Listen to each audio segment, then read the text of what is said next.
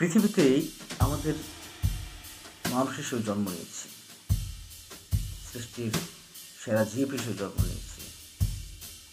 আমরা কি পেরেছি আমাদের মহান সৃষ্টিকর্তার সেই উদ্দেশ্য তো সফল করব?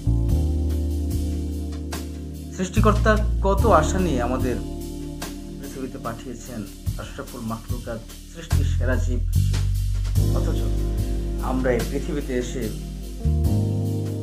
কত নিকৃষ্ট হয়ে গেছি, জীব জন্তুর যে ভয়ানক হয়ে গেছে আমরা মানুষ। ভাবতে আশ্চর্য লাগে, এই কি মানুষ, এই কি মানুষের চরিত্র? এই জন্য কি আমাদের শ্রেষ্ঠ শক্তি দিয়ে, শ্রেষ্ঠ বুদ্ধি দিয়ে আমাদের সৃষ্টিকর্তা পৃথিবীতে পাঠিয়েছে? আজ দেশে দেশে ভয়াবহ যুদ্ধ বিগ্রহ, কি আশ্চর্য! পৃথিবী এই ধ্বংসযজ্ঞে পরিণত করে দিয়েছে। আমরা একটি বারও আমরা ভাবি না অন্যের কথা, অন্য মানুষের কথা। আজ পৃথিবীতে ধর্মে ধর্মে সংঘর্ষ, জাতিতে জাতিতে সংঘর্ষ, দলে দলে সংঘর্ষ। এটা কবে বন্ধ হবে? এটা কি কোনো দিনই বন্ধ হবে না? ভুলে যায়, একেবারেই ভুলে যায়। আমরা একটু ভাবি, আমরা একটু সহমর্মিত, তাহলে বুঝতে পারবো আসলে আমরা মানুষ কেন কেন এমন করছি। চোখটা বন্ধ করলেই বোঝা যাবে মৃত্যুগত সন্নিহিত। আচ্ছা, আমার পাশের মানুষ যিনি মারা গেছেন, যিনি মৃত্যু বরণ করেছেন, আমরা যদি তার পাশে একটু গিয়ে বসি, তাহলে আমরা উপলব্ধি করতে পারবো আসলে জীবনটা কিছুই না। কেন এত ধন সম্পদ, টাকা পয়সা, ক্ষমতা, সৌন্দর্য, নারীর মোহ আমাদেরকে এত আষ্টেপৃষ্টে ধরে রেখেছে? যিনি কাল ছিল আজ নেই, তাহলে তো আমরা বুঝতে পারি আসলে জীবনে কোনো মূল্য নেই।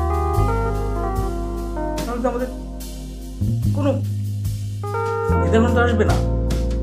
আমরা একটু ভাবি, মৃত্যুকে স্মরণ করি, মৃত্যুকে অনুধাবন করি, তাহলে বুঝতে পারবো আসলে জীবনটা কিছুই না।